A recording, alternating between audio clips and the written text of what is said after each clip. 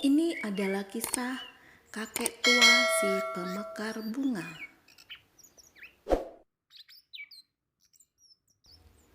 Ada seorang kakek yang miskin tetapi baik hati dan suka menolong. Suatu ketika ia menemukan anak anjing berbulu putih dan kemudian ia memelihara anjing tersebut serta menamakannya Siro. Suatu hari ketika si kakek memanggil Siro, Siro malah berlari ke bawah pohon. Anjing itu menggonggong dan mengais-ngais tanah. "Ada apa, Siro? Apakah ada tulang di bawah sini?" tanya kakek. Siro pun menggonggong gembira. Jadi si kakek mulai menggali tanah yang ditunjuk anjingnya itu dengan cangkul. Di sebelahnya, Siro juga ikut-ikutan menggali tanah dengan cakarnya. Tiba-tiba cangkul si kakek beradu dengan benda logam. Si kakek pun berjongkok memeriksa cangkul dan tanah galiannya. "Oh, banyak sekali kepingan emas di sini, Siro. Terima kasih ya, Siro," teriak si kakek sambil memeluk Siro. Si kakek pun pulang dan menyimpan emas tersebut. Ia juga membagikan sebagian lagi untuk orang-orang miskin lainnya. Mendengar hal itu, tetangga si kakek, seorang yang sangat serakah, ingin meminjam Siro. Tetangga itu membawa Siro ke kebunnya. Berhari-hari diajak bermain di kebun. Siro diam saja. Kesalah tetangga tamak itu, dan ia memukul Siro. Akhirnya Siro pun mati. "Maafkan aku ya, kek. Siro nakal sehingga saya memukulnya," kata si tetangga.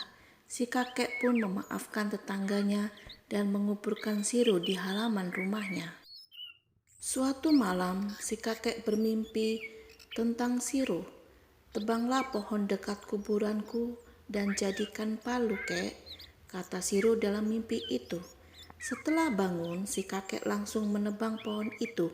Dari kayunya ia membuat palu untuk menumbuk kue mochi. Anehnya, kue mochi itu berubah menjadi kepingan emas. Tetangganya yang tamak tadi kembali datang dengan tergopoh-gopoh. Setelah berhasil meminjam palu, si tamak itu langsung menumbuk kue mochinya. Yang terjadi, mochinya justru menjadi hitam legam. Si tamak marah dan melempar palu itu ke perapian. "Dasar palu tidak berguna." Si kakek kecewa dengan tingkah laku tetangganya. Namun, ia tetap memaafkan dan mengumpulkan abu palu tersebut ke dalam kantong. Si kakek menabur abu di dekat kuburan Siro sambil berdendang, "Mekarlah bunga sakura, mekarlah." Pohon yang tadinya sudah ditebang menjadi tumbuh kembali. Lama-kelamaan, pohon itu menjadi indah dengan bunga sakura bermekaran dalam sekejap. "Indahnya, coba aku tebarkan ke pohon yang lain."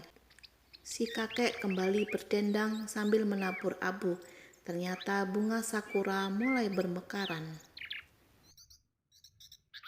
Ada seorang samurai yang melintas, terpana melihat keindahan kebun si kakek dan memberi si kakek beberapa keping emas.